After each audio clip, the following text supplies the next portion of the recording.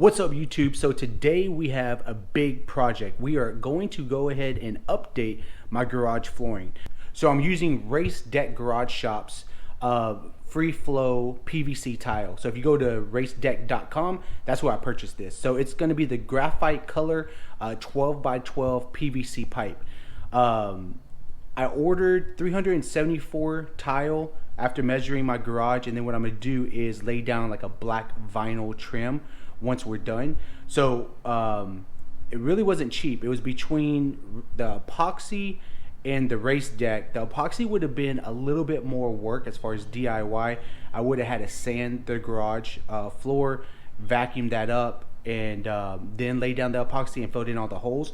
What I like about the Race Deck is you just lay it right on top and it clicks. So what I'm gonna do is I'm gonna show y'all an install video, put it on a time lapse. I also bought their tile cutter, so once I start cutting, I'll come back off the time lapse, and then that way y'all can kind of see how their tile cutter works.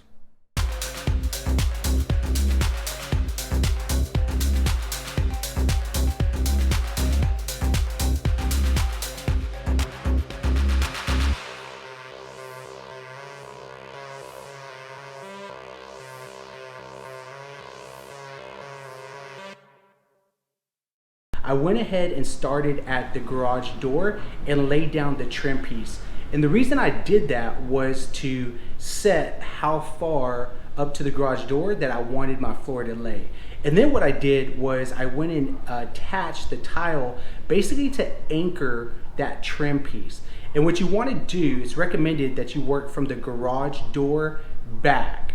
And then you also want to pick a wall. I picked, as you'll see on the video, if you're outside my garage, I picked the left wall and I ran straight up. And what I had to do was on the upper left side of my garage, there's an indentation where I put my toolbox, and I attached tile there. But since I started on the wall, I ended up having to cut, and you'll probably see when I lay it where I was gonna have to make my cuts. Also on the opposite wall of the garage door, so when you're pulling in, I had to do cuts along that wall, and then the right side wall, I had to do cuts there as well. So laying the actual floor was super easy. All you need is a rubber mallet, and you're just clicking them together. You basically have two sides that are considered a male end, and they're basically pegs on those sides.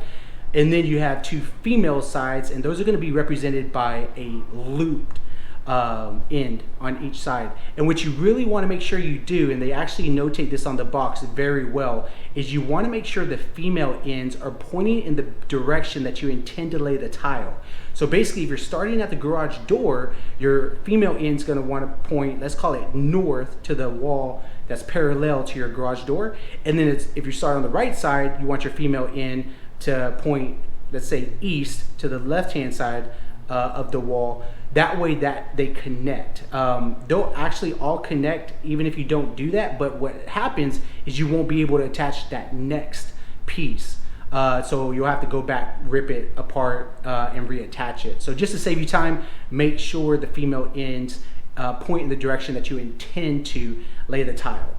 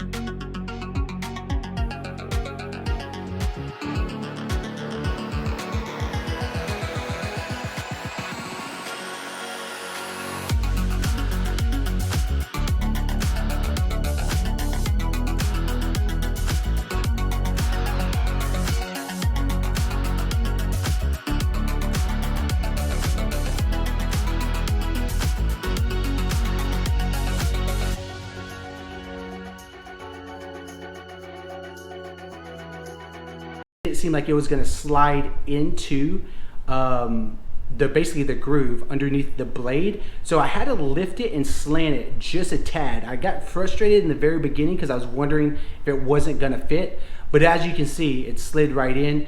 And you just pull it down. You don't have to plug it into an outlet, but you pull that lever down and it goes right through the PVC tile. So it cut really easy. I was happy with it.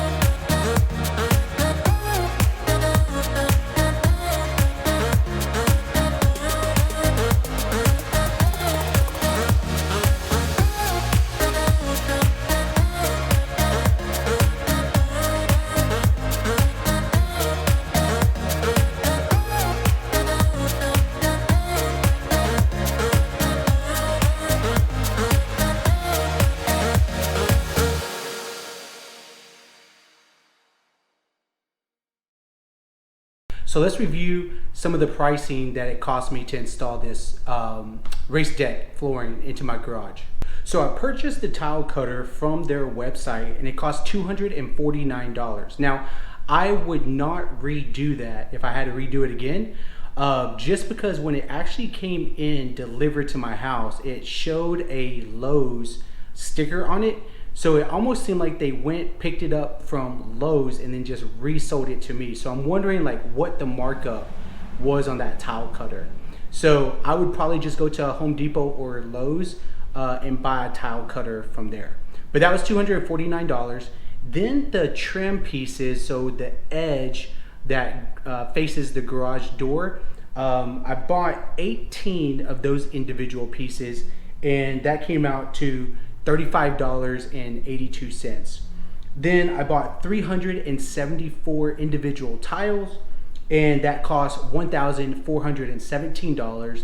It was free shipping, and then you add tax in there of $139.41 and your total came out to $1,841.69. So basically $1,900. Then I did add the vinyl trim around the entire garage. I think that was about another $100 for that. It came in 160 linear feet a roll. Bought that from Lowe's. And then I also needed brad nails because I used an 18 gauge pneumatic gun to attach that to the wall. Initially I was going to use adhesive. The problem is, and you probably saw it on the video, is the concrete, I guess, of the foundation sticks out. It came out to like 2 inches on the left wall, and then about 4 inches on the right wall. So the adhesive just wasn't adhering when I tried to do that. So that's why we went ahead and went back and used a pneumatic gun with 18 gauge brad nails to make it stick. Hope you enjoyed the video. If you have any questions regarding the race deck flooring, feel free to leave the questions down here. Again, it's not a sponsored video. I went ahead and purchased all the tile myself. There was no discount given to me for a review. So this is just honest opinion. I think it looks great. I think it really elevated the look of my garage. But again, would love to hear what you think. Until